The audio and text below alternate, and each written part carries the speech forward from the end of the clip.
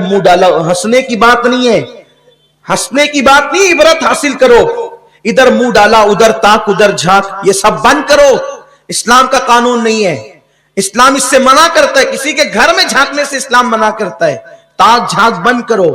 गलियों के अंदर साइकिल लेकर के घूमा तो इधर मुंह डाला, उधर देखा, कोई काम नहीं, गाड़ियां लेकर जबरदस्ती फिर रहे हैं, साइकिल लेकर जबरदस्ती फिर रहे हैं। अल्लाह ने जो तकदीर में लिखा है सुनो, अगर शादी से पहले बदकारी करोगे तो फिर पाक बीवी नहीं मिलेगी।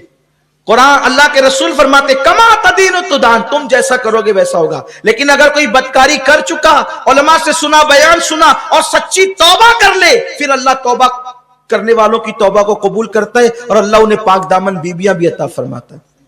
तो तौबा कर लोगे तो फिर महफूज हो जाओगे, तौबा नहीं करोगे पाक दामन रहो। हजरत इमाम हसन पाक कहते हैं ना, इमाम हसन पाक का कौल है, अगर तुम चाहते हो बीवी पाक दामन रहे तो तुम पाक दामन बनो, तुम्हारी बीवियां खुद ही पाक दामन होगी।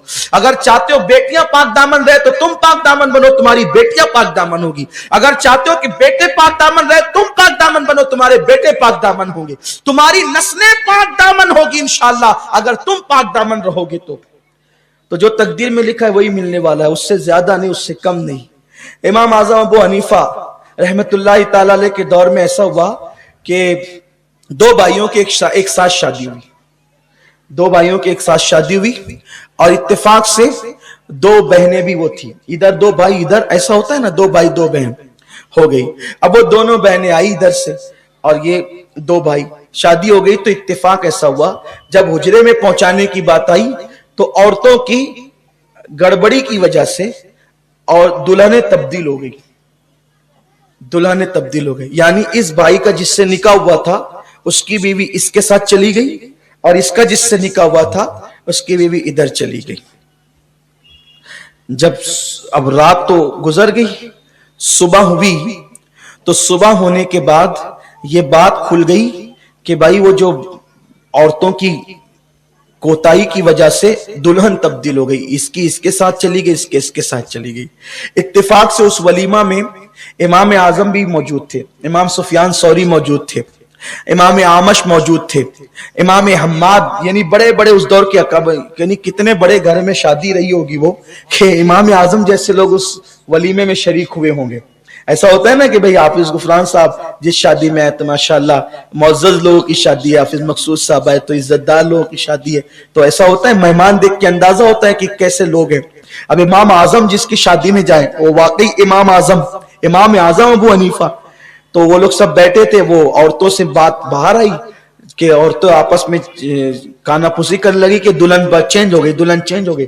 अब औरतों को बात पता चले तो वो छुपना कब थी, तो सब, अब हर दौर की औरत तो औरत ही होती है और हर शहर की औरत ही होती है। खूब चीख पुकार होने लगी, अब क्या होगा, अब क्या होगा। मर्दों ने इमाम सुफियान सौरी से और दिगर अइम्मा से कहा कि ये जो औरतें तब्दील हो गई कि क्या करें।